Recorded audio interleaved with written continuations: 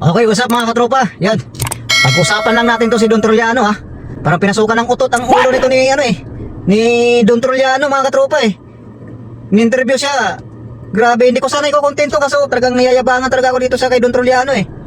Ni-interview siya sa Game 1 prediction daw sa TNT versus SMB. Sabi niya 4-0 daw sila. Grabe, hindi pa nga nag-umpisa ang laban, 4-0 na. Nabuang naman siguro ni si Don Trollano ba. Pinasukan na ng utot ang ulo nito. Sobrang yabang na naman. Grabe, nahawa na yata to kay Jericho at saka kay Chris Rosa.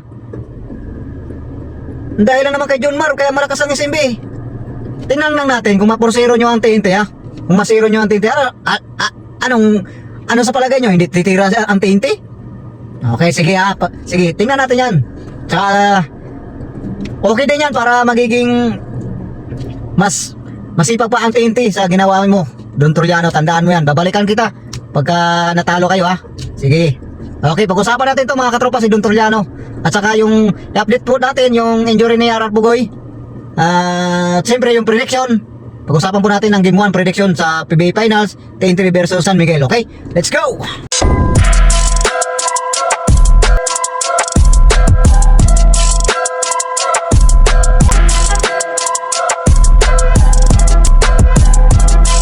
Okay, what's up mga katropa? Magandang araw sa ating lahat. Ayan. Sa Tagalog, magandang araw. Sa Bisaya, maayong adlaw sa inyong tanan. Ayan. Mayroon kasi nag-request sa ating mga TNT fans na mag-Bisaya daw ako. So, Bisayain natin ang iba dito ha mga katropa. So, ayun make sure na nakapag-subscribe na. Ang hindi pa nakapag-subscribe po dyan ay mag-subscribe na po tayo sa ating YouTube channel, Banjo Vlog TV. So yun na po. Umpisa na po natin to. Huwag na po natin patagalin to. Unang-unahin po natin si Don Trollano na ang ulo pinasukan ng utot sa sobrang kayabangan. Boss, may quick finals prediction lang kung ilang games pa tayo. 4-0 kami. Always. Wala akong piyansa. 4-0. Hambog ba? Hambog.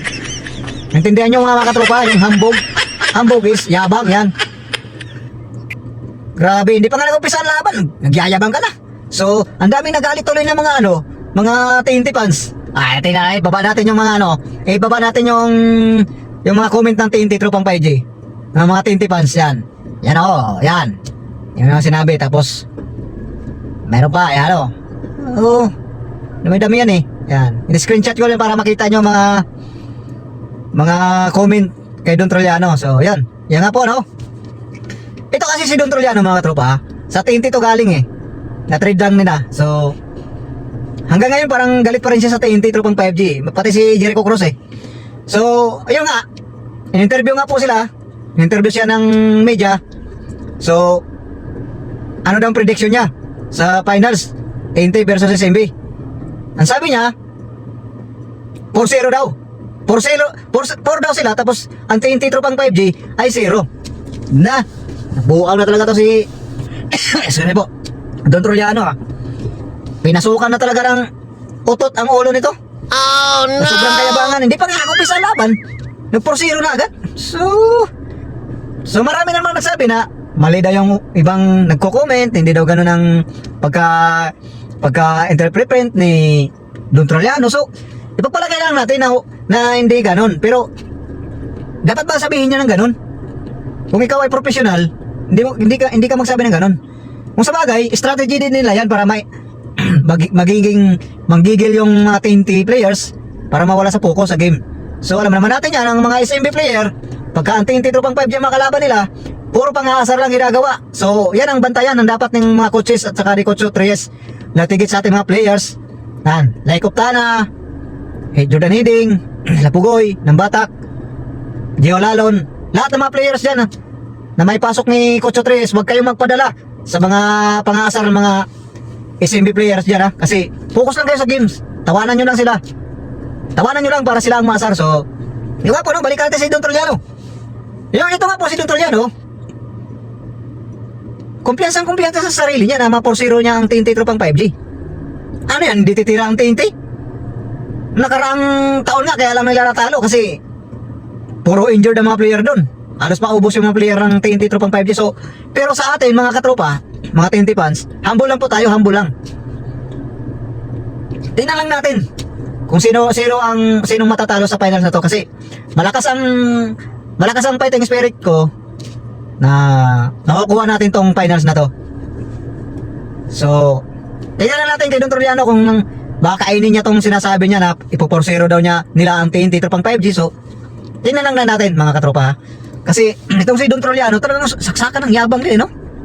Buang-buang na talaga ang ulo nito, eh. Pagpalagay na natin na hindi iba ang pagkaka-analyze ng ibang vlogger diyan. So pero dapat bang sabihin niya ganun? Parang unprofessional basketball naman siya diyan. Dapat sports lang siya. Wag agad siya manghusga. Ano yan? Mas madaling kalaban ng TNT kaysa sa Ginebra? So, sabagay, malalaman na lang natin yan, eh. So, yung nga po, no? Lipat po tayo. Yan, ha? Tandaan mo to, Don Toriano. Sinasabi ko sa'yo. Kakainin mo yung sinabi mo na 4-0 ang TNT. 4 kayo, tapos 0-in ninyo ang TNT.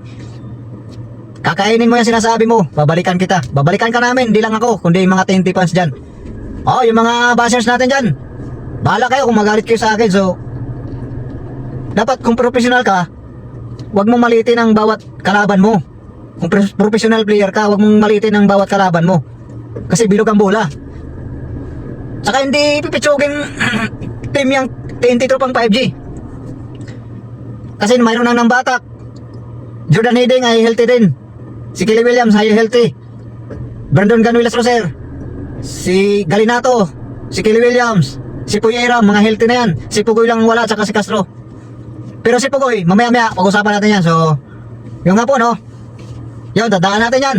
Mga katropa, balikan po natin lahat yan. Yung sinabi ni Don Toriano na ipo 4-0 daw nila ang TNT tropang 5G. So manda ka sa amin mga fans ng TNT.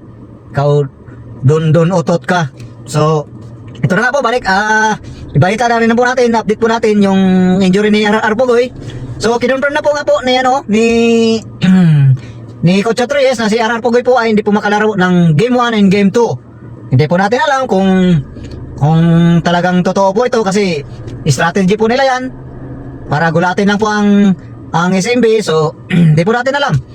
So basta expect po natin kung hindi po talaga makalaro si Pugoy 1 and 2, Game 1 and Game 2, hindi po makakalaro si RR Pugoy dahil po sa kanyang natamong injury, hamstring, nung semifinals versus Meralco. So yun nga po, no? Ito nga po ang game. Lipat po tayo sa game prediction sa Game 1. Sa Merkulis na po yan, Game 1 finals, TNT versus SMB. So yun nga po. Ito lang masasabi ko sa TNT game prediction. Depensahan nila ng matindi. Huwag nila papormahin yung mga guard. Si Pardo, hayaan nilang tumira si Pardo. Basta yung mga guard ng SMB, i-lockdown na nila kagad. Huwag nila papormahin. Bahala na mamiesta ng tira si Pardo sa ilalim. Huwag nilang i-double team, mga katropa. Diskarte yan lang, diskarte dyan. I-lockdown lang nila ng ibang player ang mga guard ng mga SMB para hindi makatira sa 3-point shot. Number 2, huwag sila magpadala sa mga pang-aasar nila Jericho Cross, nila Chris Ross, Don Toriano, at iba pang mga player. Kasi strategy nila yan. Dahil sa sobrang magaling ang mga player ng TNT, yan lang ang strategy nila. Sisirain nila ang laro ng bawat players ng TNT. Like like Jordan Hiding, like Optana, like Nambatak, like Inciso, like Halalon. Basta lahat, pati Big Man. So yun na po. Yun ang masasabi ko, para manalo tayo sa Game 1. So yun na po. At maraming salamat sa inyong panonood, mga katropa. And God bless all. Bye-bye. Swagger down the street with your red lips and funky beat. You better hold your head up to the sky. I'm gonna roll with you till the day I die.